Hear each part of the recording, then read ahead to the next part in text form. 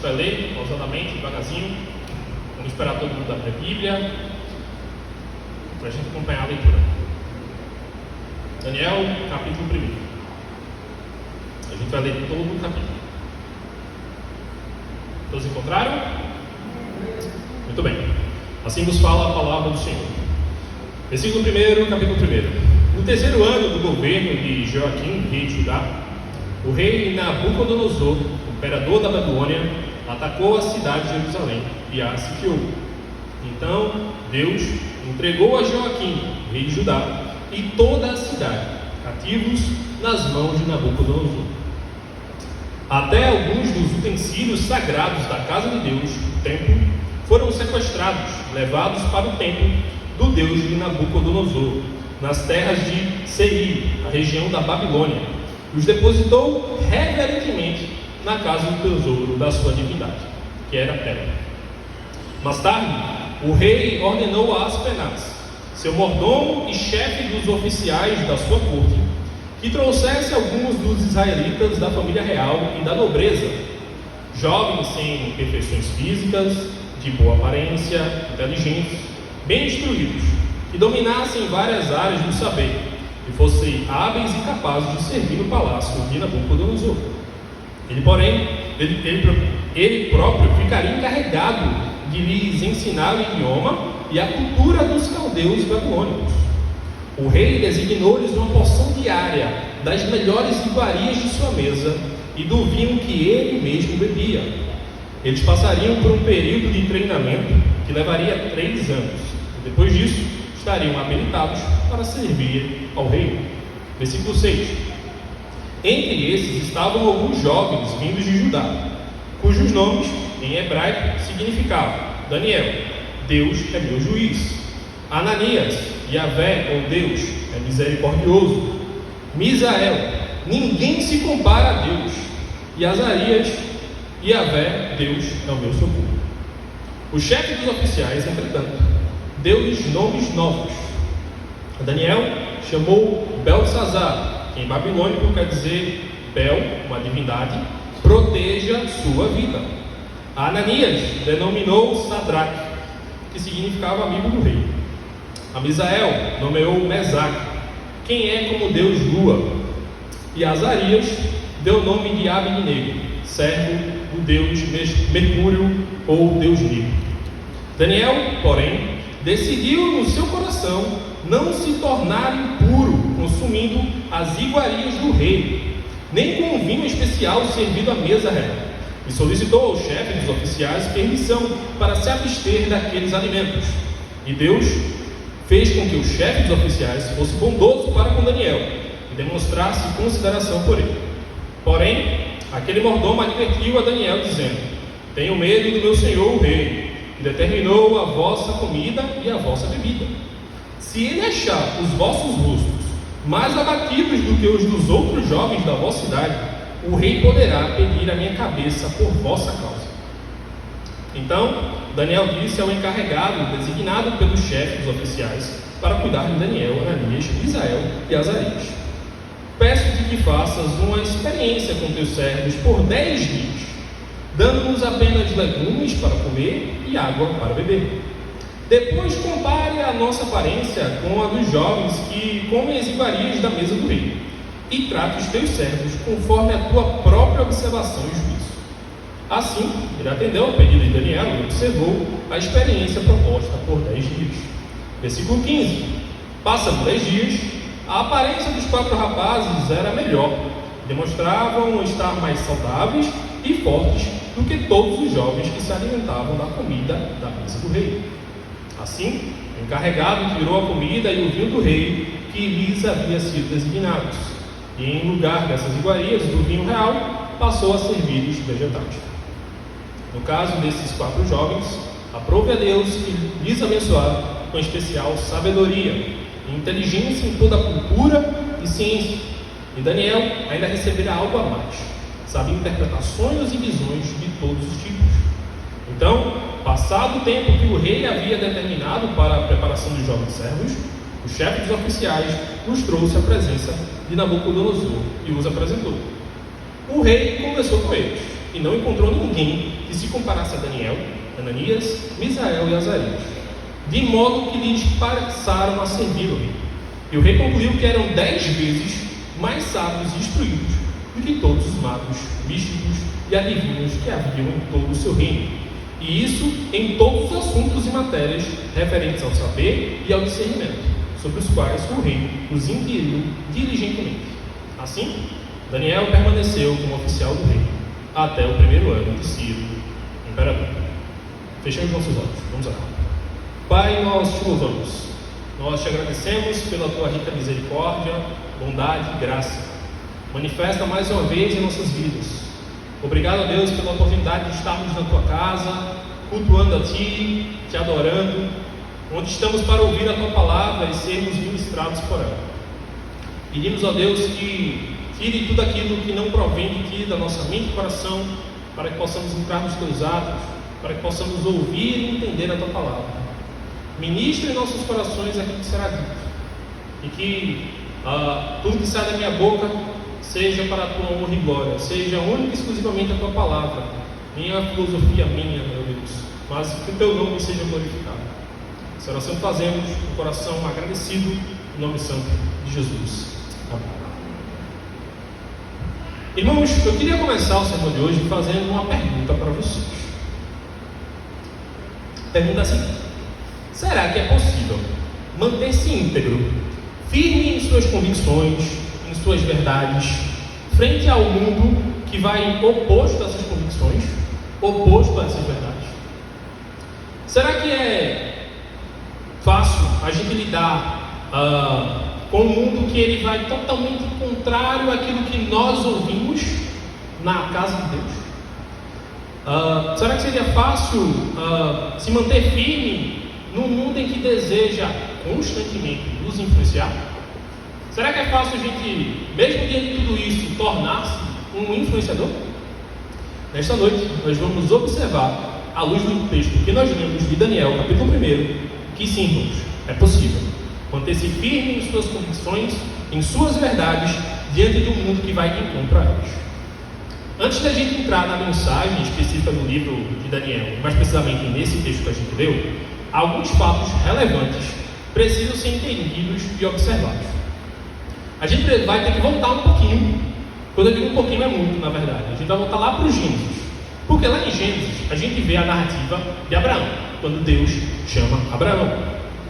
Abraão, por sua vez, constituiu o quê? Uma família. Essa família mais tarde se tornou uma nação. Essa nação desceu para o Egito. Toda essa narrativa você vê lá no livro de Gênesis, e ela permaneceu lá durante 400 anos. Por um bom tempo, esse povo viveu lá em cativeiro. Deus fez uma promessa, uma maravilhosa promessa. Na verdade, fez duas maravilhosas promessas a Abraão. A primeira delas é o seguinte: Abraão, tua descendência vai ser tão numerosa quanto as estrelas do céu e a areia do mar. Alguém aqui já viajou para um lugar que não tem muita iluminação? Se você olhar para o céu e começar a contar estrelas, você vai ver que tem estrela lá demais. Você já foi na praia, mas todo mundo aqui foi na praia. Você já conseguiu contar os grãos de areia? Pois bem, é gente demais. Era exatamente essa grande promessa que Deus havia feito a Abraão. Mateus, você pode perguntar: Mateus, tem muito filho, tem muito menino, não deve ser grande coisa não. Num contexto em que Abraão era velho, num contexto em que a sua esposa era estéril, eu acho que é grande coisa. E não termina por aí. Tem uma outra grande promessa que Deus faz a ele. Diz o seguinte: Abraão, da tua descendência virá aquele que abençoará todas as nações da terra. São maravilhosas promessas. São grandes promessas. E é justamente se firme nessas promessas, ao longo desse crescimento, dessas gerações que vão passando, Abraão, Isaac, Jacó, os filhos de Jacó e aquele povo que vai crescendo, essa promessa era reafirmada no coração deles, todos os dias. E chegamos a exatamente onde eu comentei: eles descem ao Egito, onde passam 400 anos. O povo é extremamente numeroso, o povo é forte, o povo é saudável. O faraó do Egito, ele esquece de uma narrativa que você vai ver também no livro de Gênesis, acerca de um homem chamado José, que era justamente o filho de Jacó. Esse homem, ele foi um instrumento de Deus usado para abençoar muitos povos naquele momento, pois havia uma grande fome, e ele, instruído com a sabedoria de Deus, ele realizou algumas ações que abençoaram aqueles povos, mas esse ainda não era aquele que abençoaria todas as nações da terra. Pois bem, anos se passaram, dinastias foram se findando e se iniciando, e o povo esqueceu de José. E esqueceu de quem era aquele povo. Simplesmente olharam para aquele povo e, rapaz, é um povo numeroso e forte. E se eles se juntarem e quiserem nos subjugar? E se eles se juntarem e quiserem tomar o poder aqui?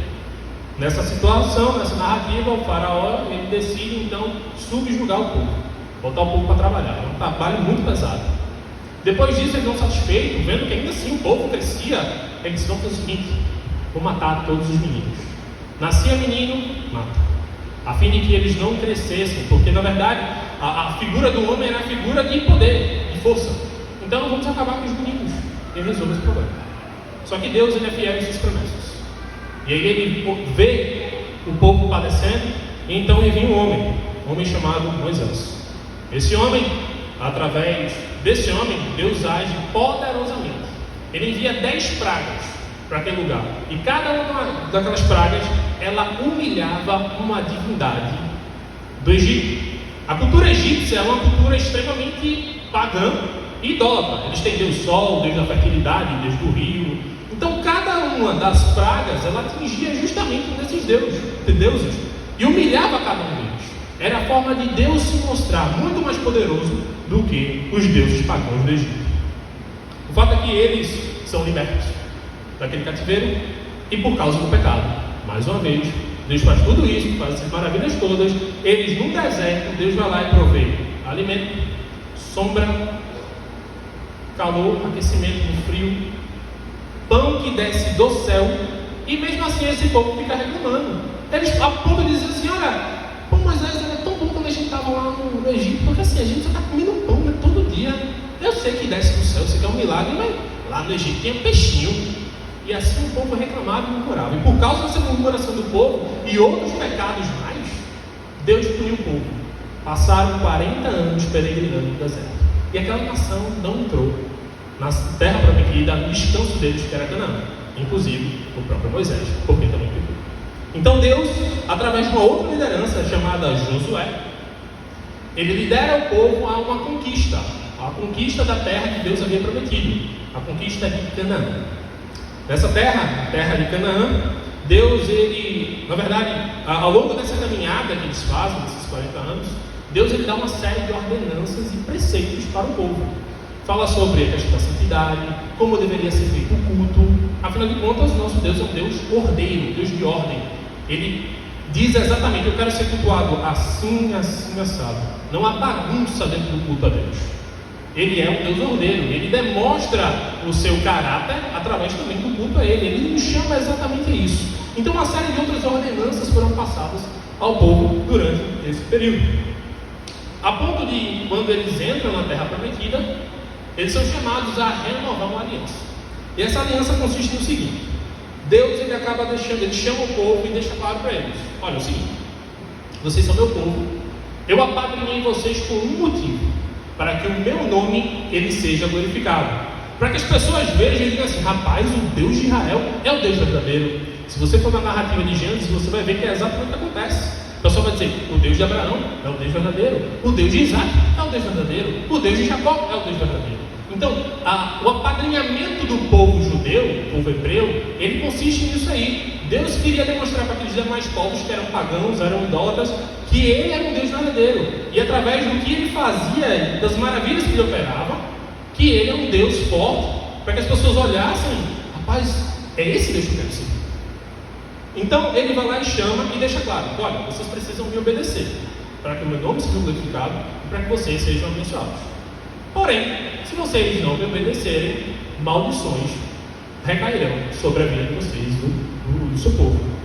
Então a gente vai comentar aqui algumas dessas bênçãos que viriam caso eles obedecessem a Deus, e algumas dessas maldições que viriam sobre eles caso eles não obedecessem a Deus.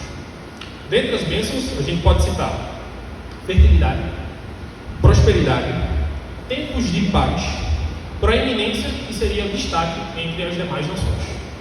Em contrapartida, se eles desobedecessem a Deus, o que viria sobre eles era sofrimento, peste, fome, morte e cativeiro. Durante 7 anos, o povo de Deus, sob a liderança de Josué, lutou para conquistar aquela terra.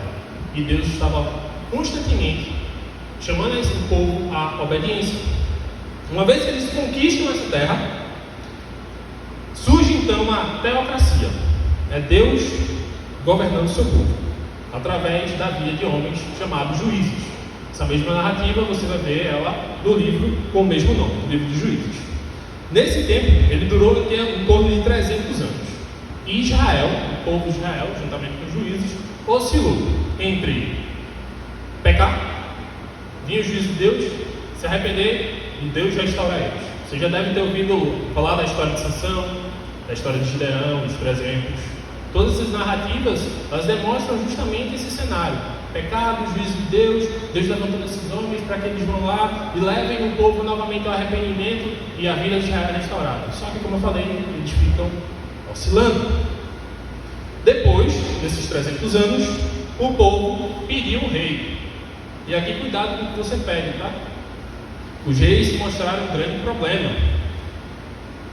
No primeiro momento, quando surgiu a monarquia, o reino ele ficou unido como um povo só durante 120 anos. Nesses 120 anos, 3 reis, você deve conhecer, eles reinaram: o rei Saul, o rei Davi e o seu filho Salomão. Porém, depois de Salomão, o filho dele que subiu ao trono, chamado Roboão, fez tanta besteira que o reino foi dividido em 2: Reino do Norte e Reino do Sul. O Reino do Norte era formado por 10 das 12 tribos. Essas tribos remetem aos filhos de Jacó, certo? Então, das 10 tribos, eles formaram um reino, que era o Reino do Norte. Esse reino ele teve um total de 19 reis. Nenhum deles foi um rei piedoso. Por causa da sua obstinação, por causa da sua desobediência, eles foram levados cativos pela Assíria e jamais foram restaurados. Já o reino de baixo, que é o reino do sul, era formado por 2 tribos remanescentes, que eram 2 tribos davídicas, a tribo de Judá e a tribo de Benjamim. Esse reino ele teve um total de 20 reis, e assim como em Juízes, eles experimentaram altos e baixos. Ora eles tinham reis piedosos, como é o caso do rei Josias, que ora eles tinham reis perversos, como é o caso do avô de Josias, que era Manassés. Levou o povo à idolatria, ele adorava ao deus Moloque, inclusive ele assassinou seu próprio filho em adoração a esse deus. Esses homens chamavam o povo a fazer essa mesma prática.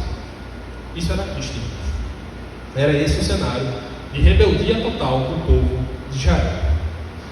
Durante a narrativa que nós lemos, o rei que governava Jerusalém era Jeoaquim, que por sinal era filho do rei Josias, que eu falei que era um rei piedoso, mas ele não foi igual o pai dele.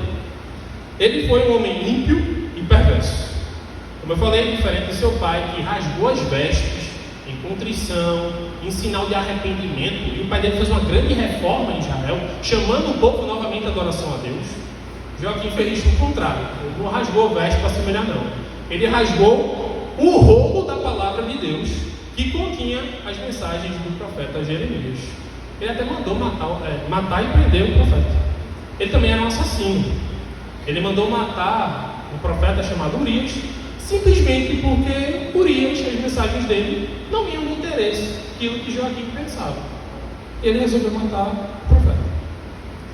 Ele era um homem obstinado, que não aceitava ouvir a palavra de Deus. Alguns profetas e sacerdotes se corromperam. Os profetas que se mantiveram fiéis a Deus foram perseguidos, presos e até mesmo mortos. Eram tempos de total infidelidade espiritual. Em 2 Crônicas, capítulo 36, versículo 14, o livro de Crônicas e o livro de Rei vai narrar justamente todas essas histórias que eu comentei aqui, sobre os reinados. Diz o seguinte: todos os chefes dos sacerdotes e o povo aumentavam cada vez mais a sua infidelidade, seguindo todas as abominações dos gentios, e profanaram a casa do Senhor, que ele tinha santificado para si em Jerusalém. Ao longo de todos esses anos que eu narrei, dos juízes que eram ímpios, dos reis que eram ímpios, Deus, pela sua graça e misericórdia, ele levantou profetas que tinham um objetivo: chamar o povo de Deus ao arrependimento. A mensagem dos profetas consistia justamente nisso. Dizia para o povo: arrependam-se, Arrepende-se, arrepende-se, arrepende-se. Ainda é tempo de misericórdia, então arrepende-se. Caso vocês não se arrependam, virá sobre a vida de vocês juízo. Isso já de cara a gente já pega algo nisso aqui. É bem diferente dos profetas de hoje, não? Os profetas de hoje que abrem os livros, não profetas de hoje, que abrem os seus bocas para dizer, olha, é bênção, irmão, prosperidade, dinheiro, casa, carro. Os profetas da Bíblia, eles eram diferentes. Eles chamavam o povo ao arrependimento. Sabe por quê? Porque eles não estavam preocupados com a tua casa, com o carro, com a tua carreira, nada disso. Eles estavam preocupados com a vida espiritual do povo. Então, muito cuidado, irmão, com quem você escuta. Muito cuidado com o profeta que você assiste. Porque ele não está preocupado com a tua vida espiritual, não. Ele está preocupado aqui, na verdade, com o bolso dele. Porque quando ele abre a boca para falar para tu que tu vai ter isso e isso, tem sempre um mais que você precisa fazer algo para ser abençoado, né? E normalmente é uma ofertinha. Então, muito cuidado. Então, voltando para cá, para a narrativa, Deus, pela sua graça, ele levantou esses homens e chamava constantemente ao povo: olha, arrependam-se dos seus pecados, arrependam-se dos seus pecados. Mas, como você deve imaginar pela narrativa que a gente leu, o povo não deu ouvidos. O povo desobedecia a Deus de forma deliberada e não quis ouvir a palavra de Deus. Então, o período de graça e de misericórdia passou e veio o tempo de juízo, porque Deus é justo. E o juízo de Deus, ele se manifestou nessa narrativa que a gente acabou de ler. Ele utilizou do rei Nabucodonosor como um chicote, como uma espada, para derramar a sua ira sobre o seu povo, a sua disciplina sobre o seu povo. Da mesma forma que, se você ler a narrativa de Josué, você vai ver que Deus, ele ordena que Josué ele venha e destrua tudo em Canaã, todos os povos. Da mesma forma, Deus estava agindo, utilizando do povo hebreu, naquele contexto, para punir, para chegar ao seu juízo contra o povo cananeu. De igual modo, Deus está disciplinando aqui os seus filhos. O povo de Judá foi arrancado da cidade santa. O templo ele foi destruído. O cerco trouxe morte e desespero. As crianças elas morriam de fome. Os velhos eram pisados. Os jovens, quando não foram mortos, foram levados cativos. E as jovens eram violentadas. Todos esses acontecimentos foram presenciados pelo profeta Jeremias. Ele chega a dizer que mais felizes foram os que morreram ao fio da espada que aqueles que padeceram pela fome. Lamentações, capítulo 4, versículo 9. O cenário era de profunda tristeza e agonia. E muitos poderiam dizer: onde é que está Deus? Como pode Deus deixar que isso sobrevenha sobre nós? O testemunho de Daniel, em seu livro, tem como tema principal lembrar ao povo e a nós hoje a soberania do Senhor sobre todas as nações e circunstâncias. Imagine que você esteja com a Bíblia aberta. Então vamos voltar para o texto, versículos 1 e 2. Vai dizer o seguinte: no terceiro ano do governo de Joaquim, rei de Judá, Nabucodonosor, imperador da Babilônia, atacou a cidade de Jerusalém e a sitiou. Então Deus entregou a Joaquim, rei de Judá, e toda a cidade, cativos, nas mãos de Nabucodonosor. Até alguns dos utensílios sagrados da casa de Deus, o templo, foram sequestrados e levados para o templo do Deus de Nabucodonosor, na região da Babilônia, e os depositou reverentemente na casa do tesouro da sua divindade. Olha nessa narrativa, sem muita atenção, você pode imaginar que Nabucodonosor, ele foi lá e tomou, e agora era dele. Entretanto, se você olhar no versículo 2, logo no comecinho, você vai ver algo que é interessante, que é justamente o cerne, o ponto principal, o objetivo de Daniel ao escrever o livro inteiro. Ele já começa de cara dizendo o seguinte: então o Eterno, ou então Elohim, então Deus, entregou a Joaquim, rei de Judá, e toda a cidade, cativos, nas mãos de Nabucodonosor. Por mais que aquela população, aquele povo, ele fosse extremamente perverso, fosse um povo idólatra, você vai ver que eles têm uma série de deuses. A gente conseguiu ver isso aí, mas a gente vai ver mais na frente, através do nome que ele dá aos novos nomes que eles dão aos jovens, eles têm uma série de deuses. E aí você pode se perguntar, assim como Abacuque se perguntou: Deus, como é que está usando um povo que é pior que a gente para subjugar a gente? Muitas vezes a gente esquece que Deus é o Senhor das nações, que não há rei maior que o Rei dos Reis, que é Deus. E Ele faz o que Ele bem entende, da forma como Ele bem entende, utilizando quem Ele bem entende.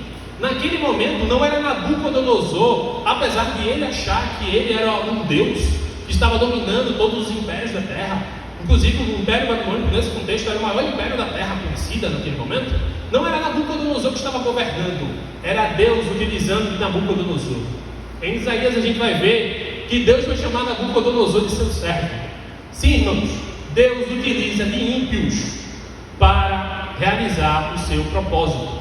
Ele estava utilizando de Nabucodonosor como um chicote, como a sua ira derramada sobre o seu povo, mas não porque ele não amasse o seu povo, porque afinal de contas nós vamos ver na narrativa que Deus está ali disciplinando o seu povo.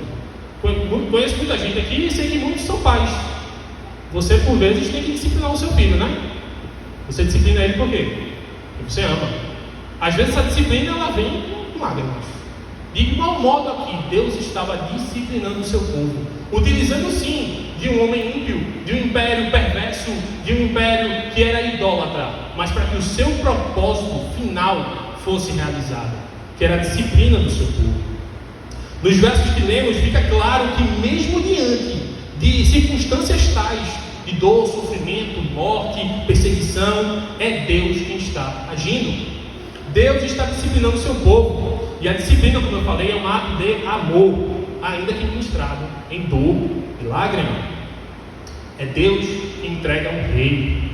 É Deus que entrega aos inimigos dele, inclusive, os utensílios do templo. E aqui é um ponto extremamente importante, que era o seguinte, irmãos: no contexto da situação espiritual de Israel, no reinado de Joaquim, como eu falei para vocês, eles não estavam muito preocupados com a palavra de Deus, não. Mas eles estavam preocupados com outra coisa, que aos nossos olhos parece algo bom, com a religiosidade. Eles costumavam constantemente estar lá no templo, organizar as coisas do templo, tudo muito bonito, vamos fazer aqui os nossos sacrifícios. Mas eles esqueceram de quem era o dono do templo. Eles esqueceram de quem de fato governava aquele templo, de quem era aquela casa. Eles estavam ali apenas com ritos. E é por isso que Deus, ele vai lá e entrega esses utensílios ao rei Nabucodonosor, para que o povo que olhava assim: tudo bem, a gente não precisa ficar correndo atrás desse negócio de ser santo do jeito que Deus está mandando, não. O importante é a gente cuidar aqui da casa dele, do templo dele. Então eles depositavam toda a sua confiança, não era em Deus, aquele Deus que lá atrás fez uma aliança com eles, não. Eles depositavam a sua aliança em parede, em candelabro, em bacia de bronze, em utensílios. Por isso que Deus, ele vai lá e entrega não só o rei, não só o povo, mas os utensílios que eram utilizados na casa do seu templo. E um outro ponto extremamente importante e interessante a observar é como Nabucodonosor ele trata esses utensílios.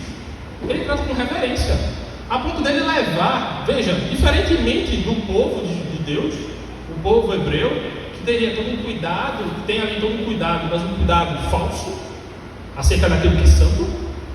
Já Nabucodonosor, a primeira coisa que ele faz é: rapaz, tomei esse povo, saquei aquilo que era da divindade deles, nada mais justo do que eu entregar aquele que veio e me liderou, que é o meu Deus. E o Deus dele era o Deus Bel. Ele recolhe todos aqueles utensílios e leva de forma bastante reverente, como o texto vai dizer, para a casa da sua divindade. Quantos de nós vivemos na religiosidade? Quantos de vocês conhecem que vivem na religiosidade? Que não tem nenhum interesse em ter intimidade com o dono da casa, mas todo domingo vem, senta, presta culto, traz dízimo e oferta, mas não tem nenhuma confiança no dono da casa. Era exatamente isso que estava se passando na vida do povo de Israel. Isso não agrada a Deus. Deus, assim como levantou homens naquele tempo, como Jeremias e Abacuque, que eu comentei, para chamar o povo: olha, arrependam-se dessas práticas, Isso não é o que Deus ordenou. Entreguem a sua vida à palavra de Deus. Tenham uma vida santa. De igual modo, Deus, através de homens e mulheres, que lá abrem suas bocas e constantemente pregam a sã doutrina, chamando o povo dele, ou melhor, o povo que se diz povo dele, ao arrependimento, dizendo: arrependam-se de seus pecados, deixem de lado o pecado, deixem de lado a carne, arrependam-se das suas práticas. Haverá o dia também, irmãos, que a longanimidade de Deus ela vai passar, a graça de Deus e a sua misericórdia ela vai passar, e vai vir juízo. Então ainda é tempo de nós nos arrependermos de nossos pecados. Diante disso, irmãos, desses primeiros 2 versículos, a gente consegue observar claramente que Deus é soberano sobre todas as coisas. É exatamente essa mensagem que Daniel quer trazer ao povo. Esse texto, inclusive, ele foi escrito justamente para o povo que estava de cativo. Era um chamado de Daniel para o povo: olha, não queiram vingança não. Era isso que o povo queria. O povo olhava assim: rapaz, como eu falei, esse povo é pior do que a gente. Eu não vejo a hora de me armar e liderar uma rebelião, que é exatamente o que acontece. Há uma primeira invasão a Jerusalém, o povo é levado cativo, deixam instituir um rei lá, o rei simplesmente diz: rapaz, não, esse cara não vai subjugar a gente não. Puxam espada e se rebelam. Eles vão lá e destroem tudo, templo, destrói tudo. O povo é morto, muita gente morre de fome, a ponto inclusive isso é uma maldição que Deus vai dizer lá em Deuteronômio 29, que se vocês desobedecerem, vocês vão ter morte, dor, aflição, cerco e canibalismo. É exatamente o que acontece, irmãos. Nesse segundo cerco que eles fazem, a fome é tão grande que mães, pais cozinham seus filhos e comem. Por isso que, como eu falei mais cedo, Jeremias vai dizer que melhor foi quem morreu ao fio da espada do que quem padeceu da fome. Todos esses homens, eles estavam preocupados não com Deus soberano, não com uma vida santa, mas se entregavam única e exclusivamente à religiosidade, e achavam que isso era suficiente para eles. Se mostrou um grande engano. Versículos 3 ao 14. Vamos voltar para o texto. Versículo 3. Mais tarde, o rei ordenou a Aspenaz, seu mordomo e chefe dos oficiais de sua corte, que trouxessem alguns dos israelitas da família real e da nobreza, jovens sem imperfeições físicas, de boa aparência, inteligentes, bem instruídos, que dominassem várias áreas do saber e fossem hábeis e capazes de servir no palácio de Nabucodonosor. Ele próprio ficaria encarregado de lhes ensinar o idioma e a cultura dos caldeus babilônicos. O rei designou-lhes uma porção diária das melhores iguarias de sua mesa e do vinho que ele mesmo bebia. Eles passariam por um período de treinamento que levaria 3 anos. Depois disso, estariam habilitados para servir ao rei. Entre esses estavam alguns jovens vindos de Judá, cujos nomes em hebraico significavam Daniel, Deus é meu juiz; Ananias, Deus é misericordioso; Misael, ninguém se compara a Deus; e Azarias, Deus é meu socorro. O chefe dos oficiais, entretanto, deu-lhes nomes novos. A Daniel chamou de Belsazar, em babilônico quer dizer Bel proteja sua vida. Bel é uma dos deuses idólatras deles. Ananias denominou Sadraque, amigo do rei. Misael nomeou Mesaque, quem é como Deus tua. E Azarias deu o nome de Abednego, servo do Deus Mercúrio. Daniel, porém, decidiu no seu coração não se tornar impuro, consumindo as iguarias do rei. Com um vinho especial servido à sua mesa, e solicitou ao chefe dos oficiais permissão para se abster daqueles alimentos. Deus fez com que o chefe dos oficiais fosse bondoso para com Daniel e demonstrasse consideração por ele.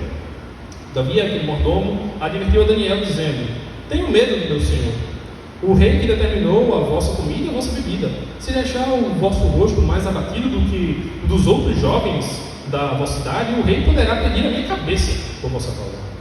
Então Daniel disse ao encarregado, designado pelos chefes oficiais para cuidar de Daniel, Ananias, Misael e Azarias: peço-te que faças uma experiência com teus servos por 10 dias, dando-nos apenas legumes para comer e água para beber.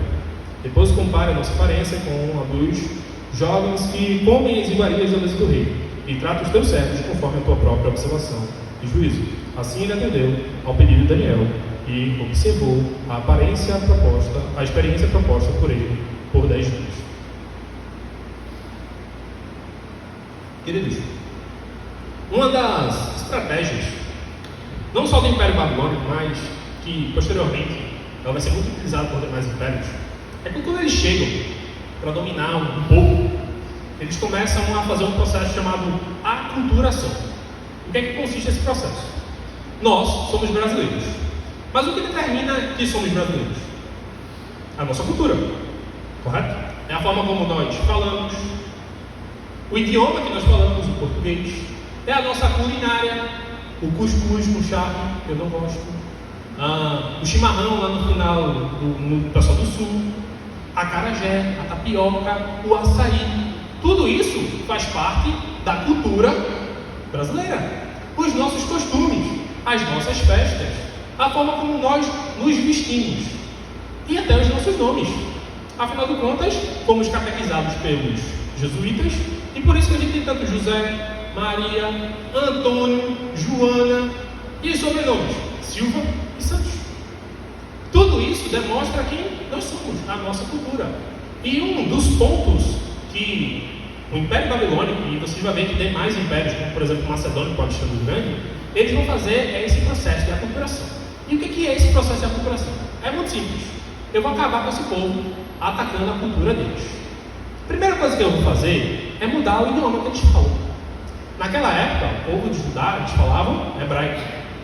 O povo babilônico foi lá e instaurou outro idioma, que é o aramaico, que inclusive Jesus falava aramaico. Apenas no período de Jesus, só quem falava o idioma hebraico só era utilizado nas sinagogas. Então note que esse processo de aculturação é justamente para quê? Para influenciar a cultura alheia. É justamente para eu tirar, me apropriar daquilo ali e instaurar a minha cultura, fazer com que esse povo ele não exista mais. E é exatamente essa parte, esse trechinho do texto que a gente leu aqui, do 3 ao 14, que vai demonstrar o que Nabucodonosor queria, qual era o objetivo dele nesse processo de aculturação. Como eu falei, ele primeiramente começava por mudar o idioma que eles falavam. E aí não há nenhum problema. Por quê? Se você já viajou para o exterior, que não é o meu caso, você vai precisar falar outro idioma, senão ninguém vai te entender. Não quer comprar uma água, chega lá na França e vai falar português. Por que me dá uma água? Uma água? Hã? Ele vai querer que você fale o idioma dele. Certo? Então há uma necessidade de sobrevivência. De igual modo aqui, eles precisariam aprender a falar hebraico por questão de sobrevivência. Como é que eles iam lidar com os demais povos? Então até aí não há problema. Aí você pode dizer, mas tem problema com o nome, né, Mateus? Porque o nome dos caras aqui, eles tratavam justamente de quem eles eram. E um detalhe importante é que na cultura oriental, os nomes eles têm um peso, um significado. Como a gente observou, Daniel, Deus é justo. Ananias, Deus é misericordioso. Misael, ninguém se compara a Deus. E Azarias, Deus é justo. Demonstrava exatamente aquilo que os pais, provavelmente, talvez que foi os pais que deram esses nomes a eles, acreditavam. Só que quando você vai para a narrativa, o povo deseja o quê? Vou mudar o nome deles. E eles fazem o oposto, né? Se o nome deles glorifica o nome de Deus, Yahvé, eles vão lá e começam a colocar no nome desses rapazes um nome que glorifique as divindades deles. É o caso, por exemplo, de Daniel, Beltesazar, que quer dizer Bel, proteja a sua vida. Esse mesmo Bel é o Bel que Nabucodonosor levou seus utensílios para aquele tempo, tá? Misael, ele botou Mesaque. Quem é o Deus do ar? Azarias já é um nome ruim. Ele vai lá e bota Abidnego, servo do Deus Negro, ou Deus Mercúrio. E a Ananias, ele botou Sadraque, que é amigo do rei. Aí você pode dizer, Mateus, mas aí a gente tem um ponto sensível. Talvez. Se você for para a narrativa do livro inteiro de Daniel, que inclusive não é um livro curto, ele vai contar 6 histórias. E em todas essas histórias ele vai botar o nome exatamente como é. Ele vai dizer que o nome dele é Daniel, ele vai dizer que o nome de Ananias é Ananias, que o nome de Misael é Misael, e que o nome de Azarias é Azarias. Ou seja, se eles querem me chamar de nome, tudo bem, eu sei exatamente quem eu sou. Só que aí, irmãos, tem um outro ponto. Como eu falei para vocês, como é que a gente entende a cultura do povo, idioma, costumes, como eles se vestem e o que eles comem. E isso é um fator, sim, sensível. Esse sim era extremamente sensível. Para um judeu que era um judeu piedoso, ele observava 3 pontos, 3 características que diziam exatamente quem ele é. Quais são elas? A primeira era um sinal na carne, era a circuncisão, que consistia na cirurgia do órgão genital masculino, ou seja, eram só os homens que eram realizados a circuncisão. Demonstrava que ele era separado. Esse era o primeiro ponto. O segundo ponto era a observação quanto ao calendário judaico. Nesse calendário judaico havia uma série de festas, como a festa da Páscoa, que lembrava a saída do povo lá do Egito, a festa dos tabernáculos e demais festas que tinha. Além também do guardar o sábado, que era um dia de descanso, de adoração ao Senhor. Eles não ficavam só dormindo não, tá? Eles adoravam a Deus neste dia. Então havia uma observação acerca do calendário judaico. O terceiro e último ponto é quanto à alimentação, quanto ao que eles comiam. Deus lá em Levíticos, ele vai dizer ao povo que eles deveriam comer certos alimentos e outros não. E isso, caso eles comessem esses alimentos que eles chamam de alimentos impuros, eles não poderiam participar do culto, por exemplo. Eles se tornariam cerimonialmente impuros. Não quer dizer que, eles são impuros agora, ninguém toca neles. Não, eles não poderiam participar dos ritos religiosos. E aí tinha todo um processo de purificação. E existiam outras coisas que tornavam impuros, como por exemplo, tocar cadáveres. Eles não poderiam tocar cadáveres. E tudo isso tinha um objetivo. Deus não faz as coisas de forma aleatória. Não, tudo tem um objetivo. Como eu falei, Deus é um Deus ordeiro. Tudo que Ele dá como ordenança tem um objetivo por trás. E nesse contexto da alimentação, era um objetivo com relação à preservação da saúde. Não pense que naquela época os porquinhos ficavam tudo lá, um criador, olha, tem uma ração. Não, os porcos comiam, era resto, carcaça, era lixo. Então havia por trás disso, dessa ordenança de Deus, todo um cuidado com a saúde do povo. Eles não tinham conhecimento de ciência que nós temos, não, de germes, entre outras coisas. Tocar no cadáver, a gente sabe que no processo de decomposição existe uma série de bactérias, fungos e germes ali. Então Deus, olha, não toque em cadáveres, porque isso vai tornar vocês impuros. De igual modo aqui, ao observar e lembrar desses fundamentos que Deus colocou na vida dele, Daniel, ele se vê numa situação complicada. Tudo bem, os caras pediram para a gente falar outro idioma. Não há problema. Ok. Mudaram o meu nome, estamos chamando o nome deles aí. Não há problema. Mas eles querem que eu coma alimentos que vão de encontro àquilo que eu fui ensinado. E de cara aqui a gente precisa observar 2 coisas. Dentro da tradição judaica, os meninos até 12 anos, eles eram instruídos em casa acerca do que era o culto a Deus, quem era Deus, toda essa parte de ensino bíblico era feita pelos pais em casa. A partir dos 12, inclusive a gente vai ver aquela narrativa de Jesus, que ele vai lá para a sinagoga e tal. Então, a partir dos 12, os meninos eram inseridos nesse cenário para ir estudar a palavra de Deus.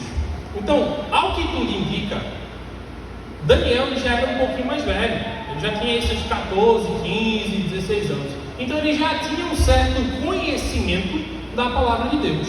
E frente a esse conhecimento prévio, ele chega a um passo.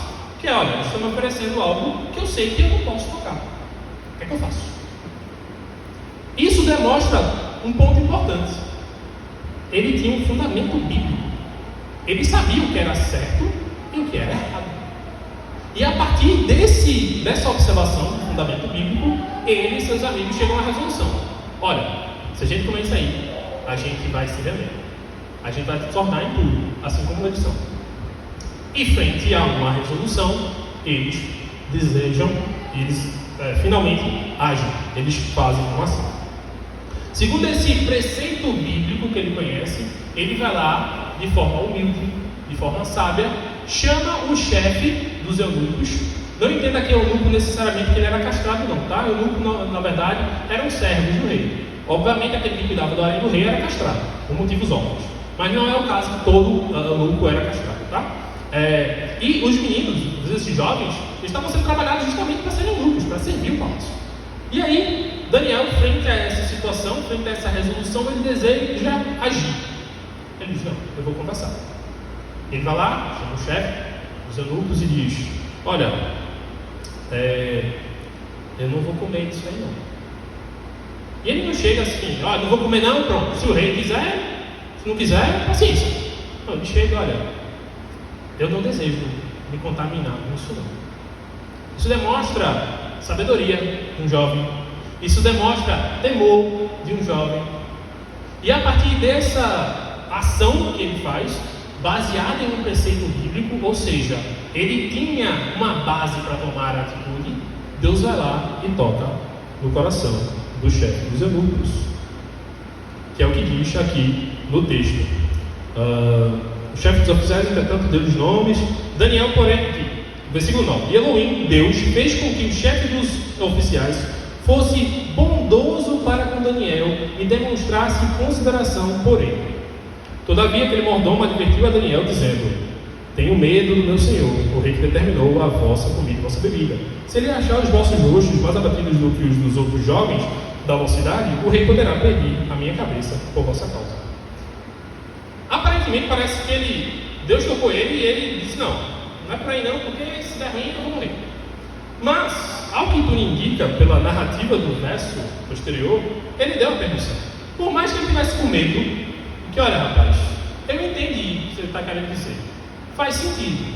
E olhando para um certo lado, não tem grande problema. Mas e se der ruim? Porque tu está pedindo para beber água e legume. A gente sabe, se você tem um mínimo conhecimento aí nutricional, você sabe que a fonte de proteína de legume é muito pequena. Então, olhando para um outro cenário, que os jovens vão estar ali comendo de carne, proteína animal, é complicado, né? É o que o chefe dos eunucos pensou. Eu vou olhar para esse rapaz, fazer um comparativo, vai ficar complicado, né? E se tu tiver magrinho, franzino, abatido, enquanto os outros estão todos fortes?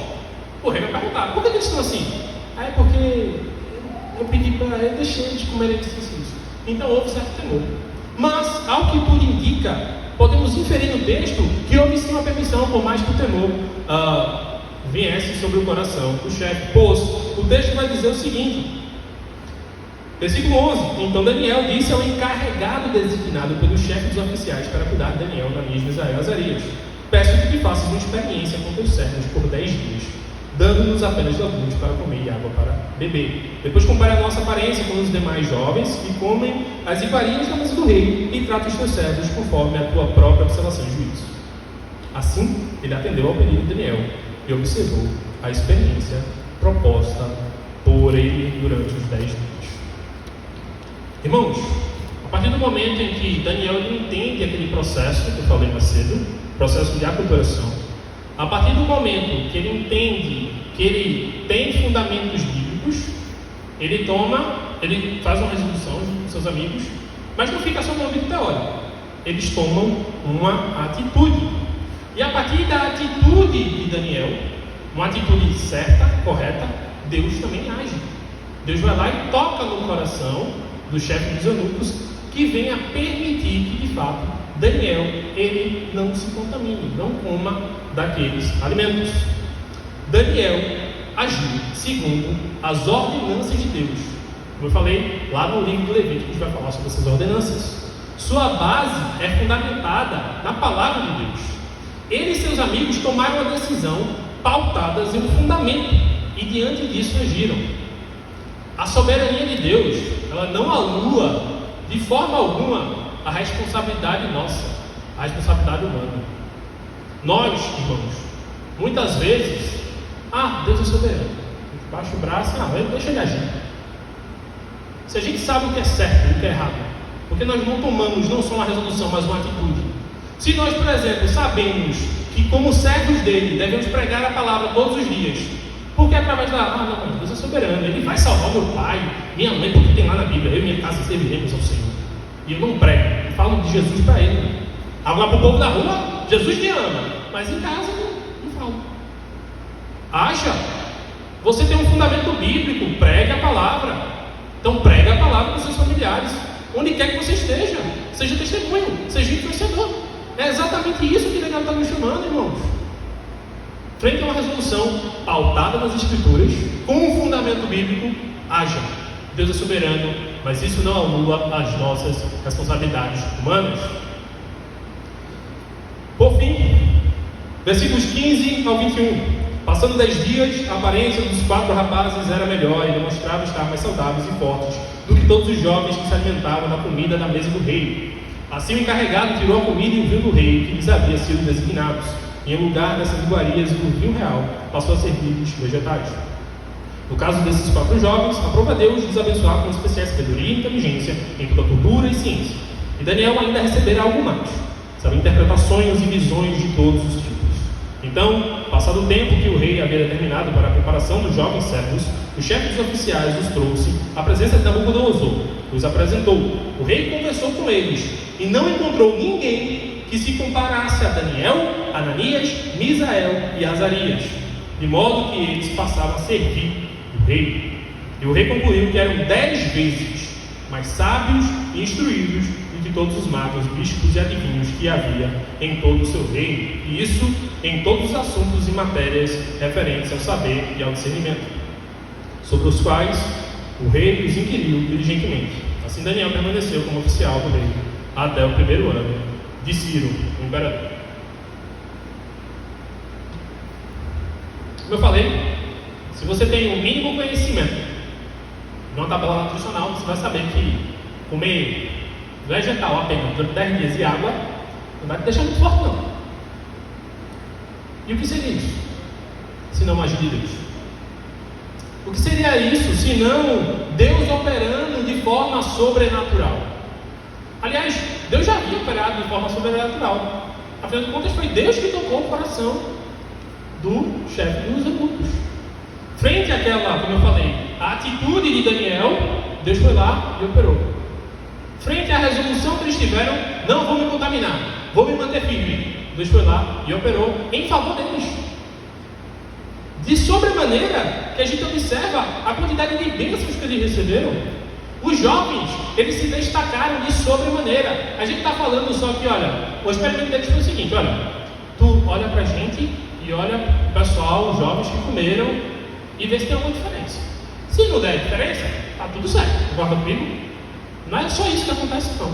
Se você for olhar a narrativa, vai dizer que eles se destacaram de sobremaneira. O que seria isso se não Deus agindo de forma sobrenatural, irmãos? É diferente para nós? Quando agimos de forma fundamentada nas Sagradas Escrituras, Deus age de forma sobrenatural nas nossas vidas. Eu não estou falando aqui de casa, carro, não, tá? Estou falando disso não. Afinal de contas, nem isso eu tenho. Então isso é bem pouco, tá? Se eu estivesse aqui abrindo a boca dizendo que Deus vai agir de sobremaneira na sua vida se você fizer isso aqui. Não. Mas Deus, Ele age de sobremaneira nos dando consolo, paz. Consolo na vida e na morte. E sabe que o que eu vou fazer conosco? Independente do que fizer comigo, eu tenho consolo. Eu vivo com Cristo. Se eu morrer hoje, eu vou estar com Ele. Eu estarei louvando o seu nome por toda a eternidade. Isso deve trazer paz ao meu coração e não ansiedade, não medo. É exatamente isso, irmãos, que nós precisamos ter em mente.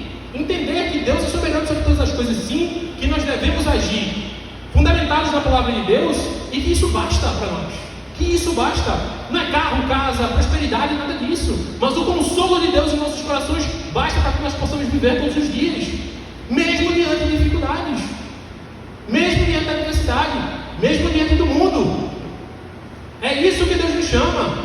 Deus nos chama para vivermos de forma fiel à sua palavra, a mantermos firmes, mesmo quando tudo ao nosso redor é um caos absoluto e ao mesmo tempo que tudo ao nosso redor quer nos contaminar, quer nos influenciar. É exatamente isso que Deus quer.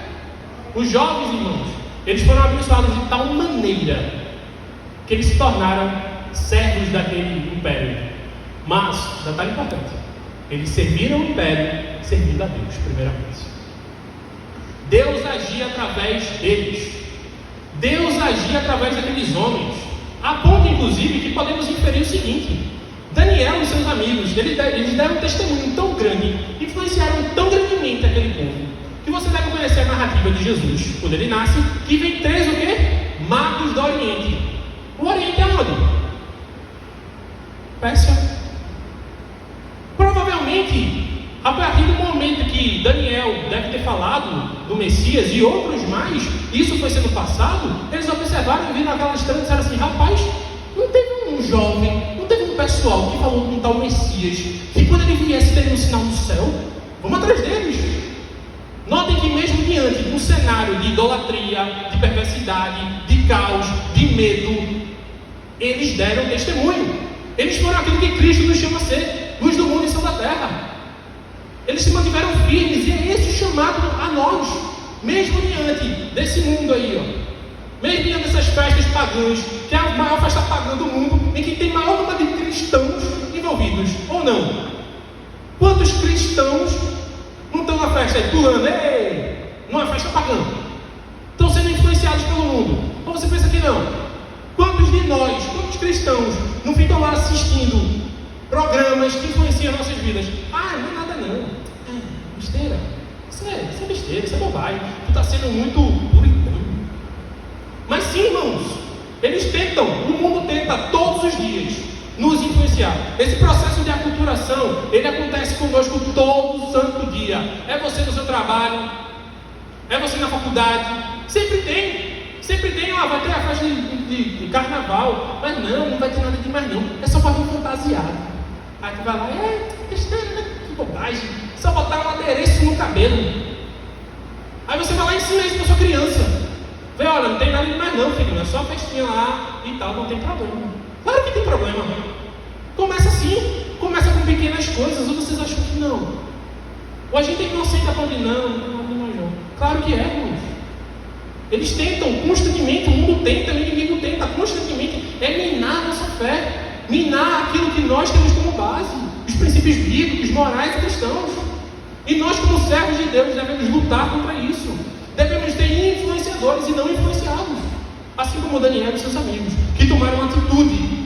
Nós, como igreja, devemos tomar igualmente atitude, mantermos-nos firmes frente ao mundo que deseja constantemente minar nossa fé.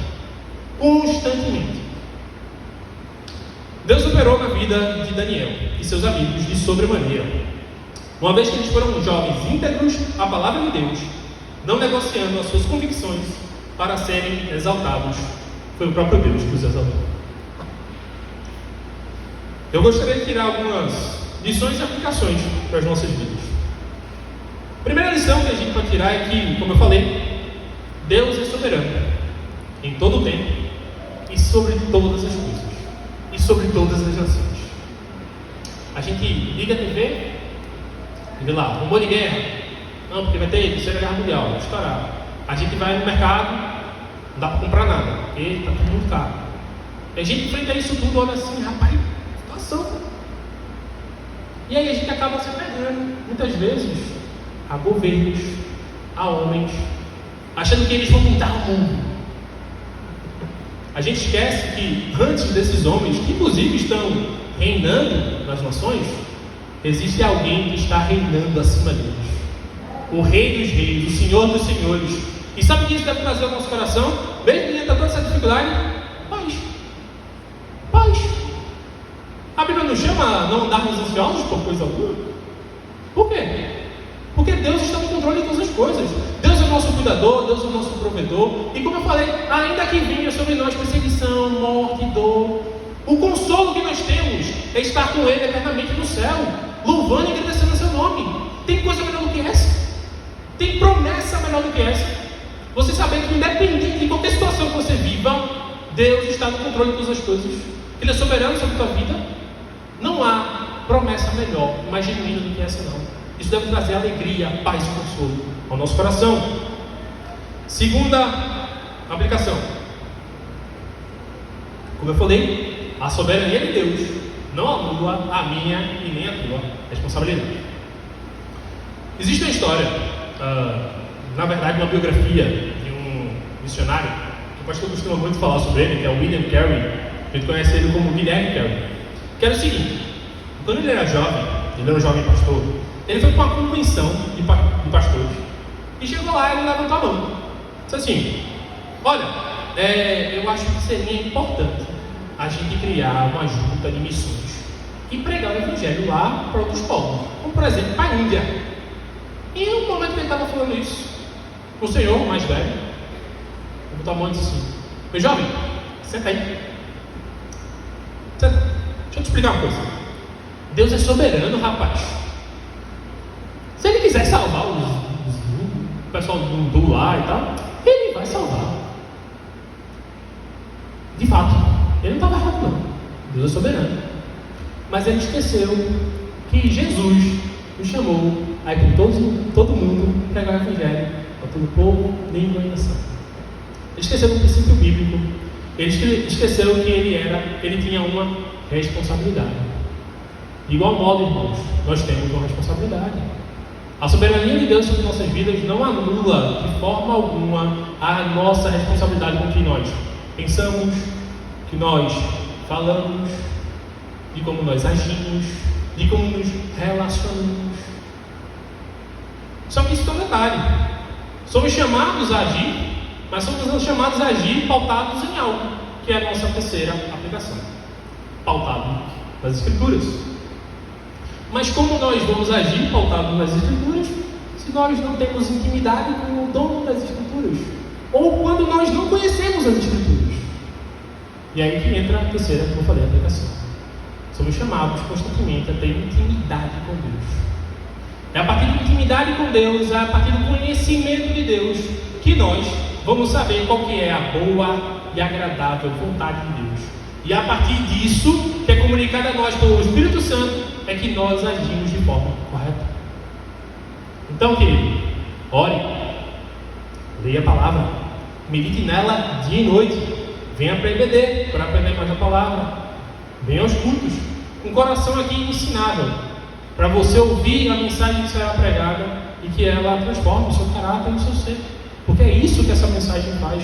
Ela nos transforma de forma completa, não é só pela metade não. O Evangelho é a única forma de transformar o homem por completo, de dentro para fora. Transforma primeiro a nossa mente, nosso coração, nossa forma de ver o mundo, que a gente chama de cosmovisão. É a forma como eu vejo meu relacionamento, é a forma como eu vejo meu trabalho, é a forma como eu falo, como eu penso, como eu me visto. Tudo isso é transformado. O Evangelho vem para transformar todas as áreas da nossa vida. Para quê? Para que através de todas as áreas da nossa vida nós glorifiquemos a esse Deus. E através da glorificação que nós fazemos com a nossa vida, o nome dele seja pregado e testemunhado para outros. A pessoa vai olhar e irmão Damião é irmão íntegro. Por que ele é irmão íntegro? Ele é servo daquele Deus, né? Era assim lá em Abraão, como eu falei, lembra? O Deus de Abraão é um Deus diferente, é um Deus forte, poderoso. O Deus de Isaac, de Jacó, o Deus de Israel, o Deus dos Hebreus. De igual modo, nós temos essa responsabilidade.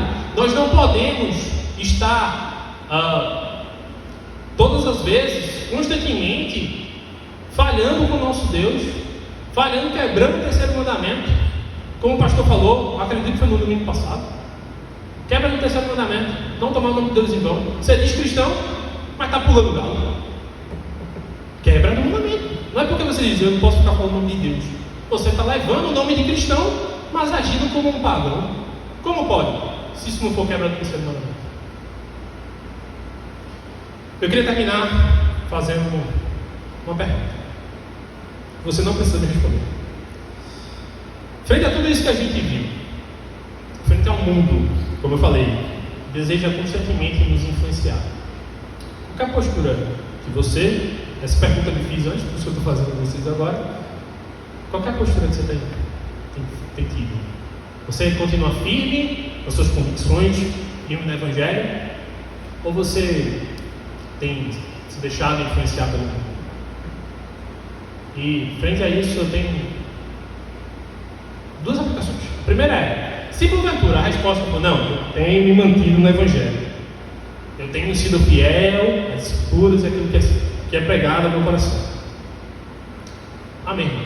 Ore ao Senhor para que Ele te preserve dessa forma, para que Ele continue te dando sabedoria, coragem, intrepidez, para que você seja um influenciador, que é para através da tua vida outras vidas sejam alcançadas, que as pessoas olhem para ti e vejam um verdadeiro cristão, um homem íntegro, uma mulher íntegra, e que queiram copiar exatamente isso, que queiram conhecer exatamente, o que é que tu tem?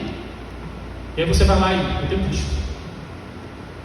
Se a sua resposta for então, eu tenho deixado influenciar todo mundo, a aplicação é a mesma. Ore Ore ao Senhor, peça perdão, arrependa-se dos seus pecados.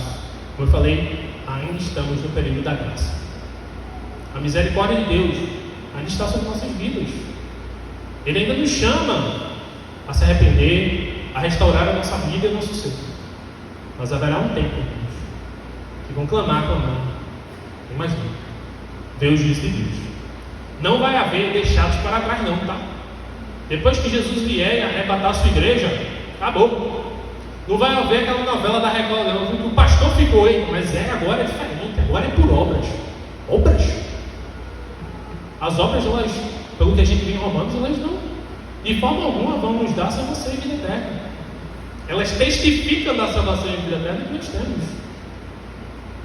Então, ore ao Senhor, peça que Ele perdoe seus pecados e te ajude a ser restaurado e viver conforme a sua vontade. Vamos orar. Pai, nós te louvamos, nós te agradecemos pela tua palavra, que é viva e eficaz. E glorificamos, Senhor, pois esse texto ele foi escrito há centenas de anos atrás, e ainda assim ele é mais atual do que o jornal de amanhã. Nós te glorificamos, ó Deus, porque essa palavra, ela fala aos nossos corações, ela tem essa propriedade de transformar o nosso ser e o nosso trato. E nós te pedimos, ó Deus, como servos teus, que nos ajude. Nos ajude a viver firmes na tua palavra, nos ajude a permanecer firmes nos teus preceitos, ó Pai, e que teu nome seja glorificado através de nossas vidas. Que vidas sejam alcançadas, ó Deus, que possamos ser influenciadores nesse mundo perverso e mau. Que teu nome seja glorificado, ó Pai, que tua palavra seja pregada através daquilo que nós falamos, daquilo que nós vemos, daquilo que nós temos feito. Conserve em nós, ó Deus, a tua palavra. Nos ajuda a viver conforme ela. Essa oração fazemos com o coração agradecido por tudo, em nome de Santo Jesus. Amém.